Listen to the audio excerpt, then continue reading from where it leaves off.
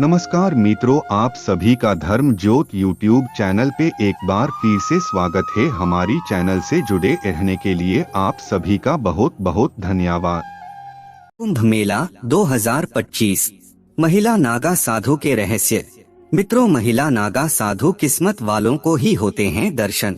और जानेंगे 12 साल बाद ही क्यों लगता है महाकुंभ मेला। सिर्फ कुंभ मेले में ही क्यों नजर आते हैं नागा साधु। क्या होता है शाही स्नान। कुंभ में पहला स्नान नागा साधुओं का ही क्यों होता है।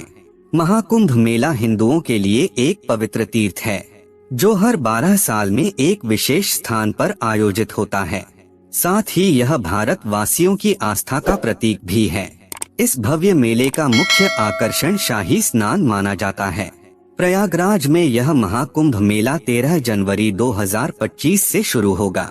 इस तरह से महाकुंभ 45 दिन तक चलता है।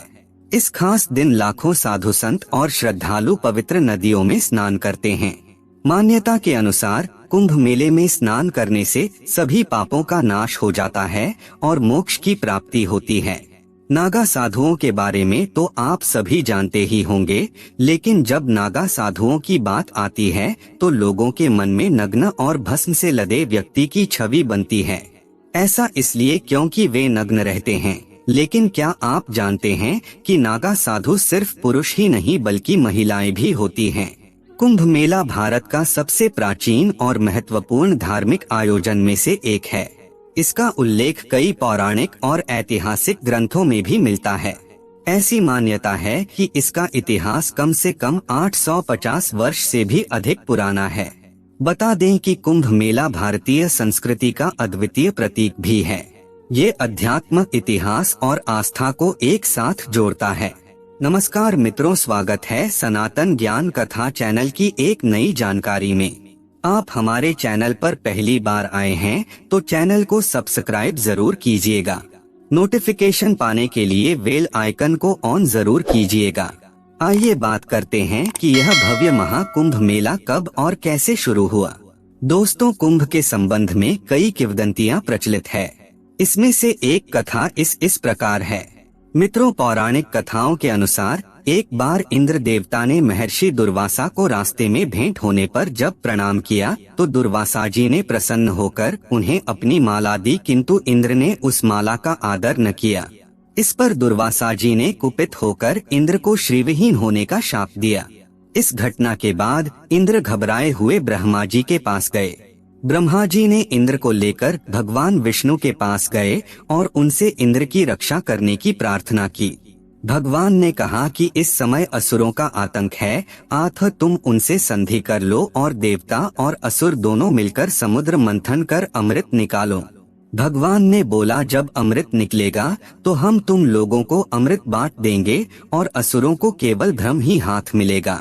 पृथ्वी के उत्तर भाग में हिमालय के समीप देवता और दानवों ने समुद्र का मंथन किया। इसके लिए मंदराचल पर्वत को मथानी और नागराज वासुकी को रस्सी बनाया गया।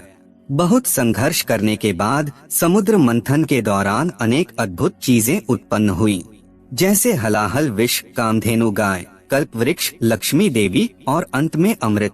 जब अमृत कलश प्रकट हुआ तो इस कलश के लिए असुरों और दैत्यों में महाभयंकर संघर्ष शुरू हो गया। अमृत कलश को दैत्यों से बचाने के लिए देवराज इंद्र के पुत्र जयंत बृहस्पति, चंद्रमा, सूर्य और शनि की सहायता से उसे लेकर भागे। यह देखकर दैत्यों ने बहुत गुस्से में उनका पीछा किया। भगवान अमृत का घड़ा लेकर भागते रहे और दैत्य ने यह पीछा 12 दिनों तक करता रहा। देवता उस कलश को छिपाने के लिए एक स्थान से दूसरे स्थान को भागते रहे और असुर उनका पीछा करते रहे। इस भागदौड़ में देवताओं को पूरी पृथ्वी की परिक्रमा करनी पड़ी ताकि दैत्य से छुटकारा पा सके। इन 12 दिनों की भागदौड़ में देवताओं ने अमृत कलश को हरिद्वार, प्रयाग, नासिक तथा उज्जैन नामक स्थानों पर रखा। इन चारों स्थानों में रखे गए कलश से अमृत की कुछ बूंदें छलक गिर पड़ी। इसीलिए इन 4 स्थानों पर हर 12 साल में कुंभ मेला मनाया जाता है।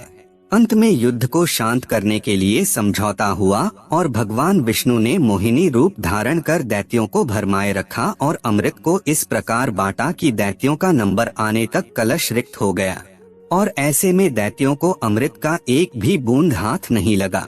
यह कुंभ मेले की उत्पत्ति के पीछे की कहानी है। शाही स्नान का क्या है महत्व? कुंभ स्नान का महत्व हिंदू धर्म में बेहद खास बताया गया है। मान्यता है कि अगर कोई व्यक्ति कुंभ स्नान करता है तो उसके सभी पाप नष्ट हो जाते हैं, व्यक्ति को मोक्ष की प्राप्ति होती है और उसे पापों से मुक्ति मिलती है। मित्रों, हिंदू धर्म में पितरों का बहुत महत्व है। ऐसे में कहा जाता है कि अगर कुंभ स्नान किया जाए तो पितर भी शांत हो जाते हैं, व्यक्ति पितृ दोष से मुक्त हो जाता है, इससे व्यक्ति पर कृपा बनी रहती है। कुंभ मेले के दौरान अगर आप किसी भी दिन स्नान करते हैं तो आपको विशेष फल की प्राप्ति होती है, लेकिन अगर आप शाही स्नान के दिन स्नान करते हैं तो उन्हें अमरत्व की प्राप्ति होती है। सबसे पहले शाही स्नान का नियम यह है कि इस दिन अलग अलग अखाड़ों के साधु स्नान करते हैं और इसके बाद ही आम जनता को स्नान करने का मौका मिलता है। शाही स्नान में साधुओं का बेहद शाही तरीके से सम्मान किया जाता है और इन्हीं को शाही स्नान कहते हैं। सिर्फ कुंभ मेले में ही क्यों नजर आते हैं नागा साधु, जाने इसकी वजह। माना जाता है कि नागा बाबाओं ने समाज से अलग रहने और साधना में जीवन बिताने का संकल्प लिया होता है, इसलिए वे लोगों से दूर एकांत में रहना पसंद करते हैं और सार्वजनिक रूप से केवल विशेष अवसरों जैसे कुंभ मेले में ही प्रकट होते हैं। नागा बाबा शिव भक्त होते हैं और उनके लिए कुंभ मेला एक विशेष अवसर होता है। कुंभ मेले में विभिन्न अखाड़ों के नागा बाबा एक दूसरे से मिलते हैं, विचारों का आदान प्रदान करते हैं और अपना सामाजिक बंधन मजबूत करते हैं। कुंभ मेले के दौरान नागा बाबाओं को अपनी परंपरा, ज्ञान और साधना का प्रदर्शन करने का अवसर मिलता है। कुंभ मेले में गंगा, यमुना और सरस्वती के संगम में शाही स्नान का विशेष महत्व होता है। यह स्नान आत्मा को शुद्ध करने और मोक्ष प्राप्ति का माध्यम माना जाता है। नागा बाबा इस खास अवसर पर 12 साल के बाद स्नान कर अपने तप और साधना को सिद्ध करते हैं। नागा बाबा की विशेषताएं। मित्रों, नागा बाबा आमतौर पर नग्न रहते हैं, बस धोती या लंगोट पहनते हैं। नागा बाबा इसलिए नग्न रहते हैं, माना जाता है वो आकाश को ही अपना वस्त्र मानते हैं। नागा बाबा युद्ध कला में निपुण होते हैं। नागा बाबा वे तलवार, त्रिशूल और अन्य हथियारों का उपयोग करना जानते हैं। वे कठोर तपस्या करते हैं, जैसे कि ठंडे पानी में स्नान करना, भोजन का त्याग करना आदि। नागा बाबा खासकर भगवान शिव के परम भक्त होते हैं। वे विभिन्न अखाड़ों से जुड़े होते हैं, जैसे कि जूना अखाड़ा, निरंजनी अखाड़ा आदि। नागा बाबा का जीवन कैसा होता होगा? नागा बाबा का जीवन बहुत ही साधारण होता है। वे भोजन में संयम रखते हैं। नागा बाबा ज्यादा अपना समय योग और ध्यान और धार्मिक अनुष्ठानों में देते हैं। कुंभ के बाद कहाँ चले जाते हैं नागा साधु? कुंभ के बाद नागा साधुओं की यात्रा।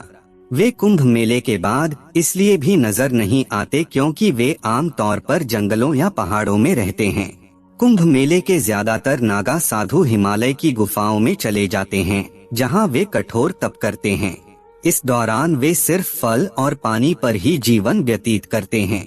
दोस्तों, इन स्थानों पर उनका जीवन बाहरी दुनिया से पूरी तरह अलग और ध्यानमय होता है। बाहरी दुनिया में क्या चल रहा है उसे कोई मतलब नहीं रखता है।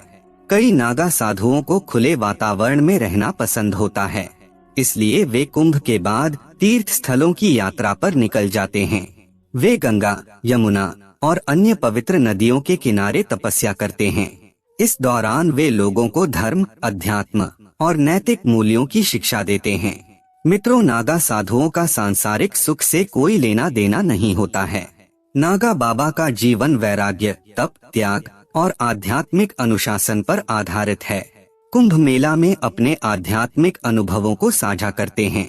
इसके बाद उनका ध्यान फिर से अपनी साधना पर केंद्रित हो जाता है और यही रहस्यमय पक्ष ही उन्हें सामान्य साधुओं से अलग बनाता है। नागा बाबा किन कारणों की वजह से रहते हैं निर्वस्त्र? मित्रों, नागा साधु ऐसा मानते हैं कि व्यक्ति निर्वस्त्र जन्म लेता है और यह अवस्था प्राकृतिक है। इसलिए जीवन में सदैव नागा साधु वस्त्र धारण नहीं करते हैं और निर्वस्त्र रहते हैं।